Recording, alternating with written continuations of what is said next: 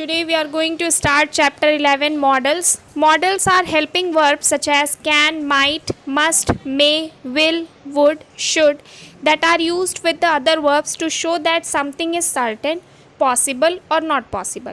Models are also used to express ability, obligation, possibility and to seek permission or to make request and to give and accept offers. Models क्या होते हैं? Auxiliary verb या helping verb कह सकते हैं जो हमारे main verb को सपोर्ट करते हैं एंड ये बताते हैं कि हम अपनी एबिलिटी, ऑब्लिगेशन, पॉसिबिलिटी, हम किसी से रिक्वेस्ट कर रहे हैं, ऑर्डर दे रहे हैं, परमिशन लेने या देने के लिए हम मॉडल्स का यूज़ करते हैं। आज हमें चैप्टर्स में टाइप्स ऑफ मॉडल्स के बारे में पढ़ना है। देखिए, सबसे पहले लिखा है can. Can is use to show ability for permission, for request, suggestion, possibility या ऑफर।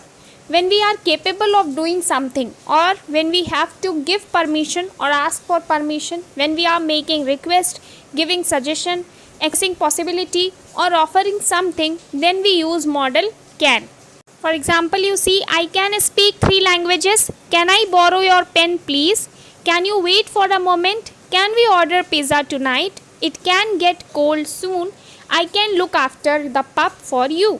तो हम यहाँ पे अपनी एबिलिटी शो कर रहे हैं, परमिशन ले रहे हैं, रिक्वेस्ट कर रहे हैं, सजेशन दे रहे हैं, पॉसिबिलिटी एक्सप्रेस कर रहे हैं या फिर हम ऑफ़र दे रहे हैं, तो हम मॉडल कैन का यूज़ करते हैं अपने प्रेजेंट सिचुएशन के लिए। पास्ट सिचुएशन के लिए हम कुड का यूज़ करते हैं। That is could is use to show the ability in the past for permission, probability, request, possibility and to offer.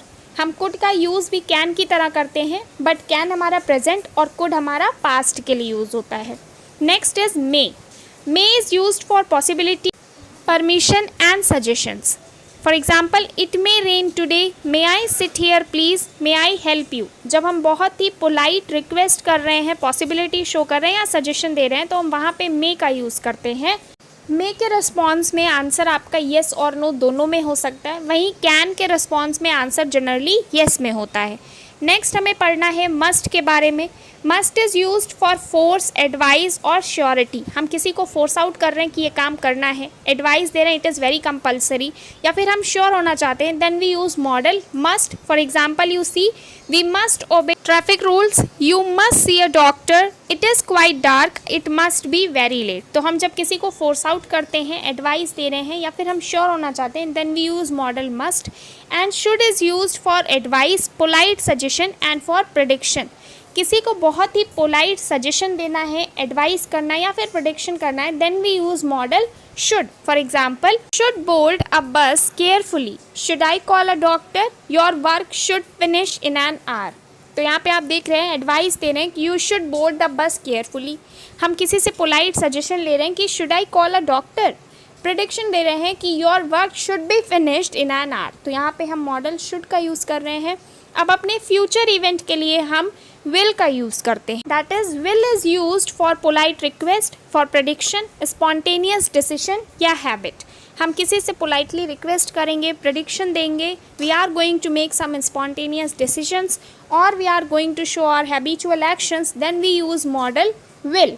For example, will you help me with my homework? It will rain on Friday. It will help you to carry the bag. Will always be late. यहाँ पे हम will का use करते हैं। Next we have to see model would. Would is used for polite request and for past habit. Will का use हम कर रहे हैं future events के लिए, तो would का यूज़ हम करते हैं past events के लिए, for polite request, for past habit. For example, would you help me carry this bag? She would play for long hours with her doll. ठीक है। नेक्स्ट है हमारा शैल। शैल का यूज़ हमेशा हम ऑफर देने के लिए करते हैं। For example, shall I help you carry the bag. इसके बाद है ought to. Ought to is used for advice and obligation. For example, you ought to ride your bike carefully, we ought to save our rivers. और last है हमारा might. Might is used for possibility. For example, it might rain today. So this is the chapter in which we have studied about modal auxiliaries can, could, may, must, should, will, might, would, shall, ought to। इसके बारे में हमने अपने previous classes में पढ़ा है। आज आप इस चैप्टर में उनके यूज़ और कैसे हम उन्हें यूज़ करते हैं एग्जाम्पल के बेसिस पे हमने समझा है। वेरी इजी चैप्टर है, just go through the chapter carefully and then you will be able to do all the exercises. Good day.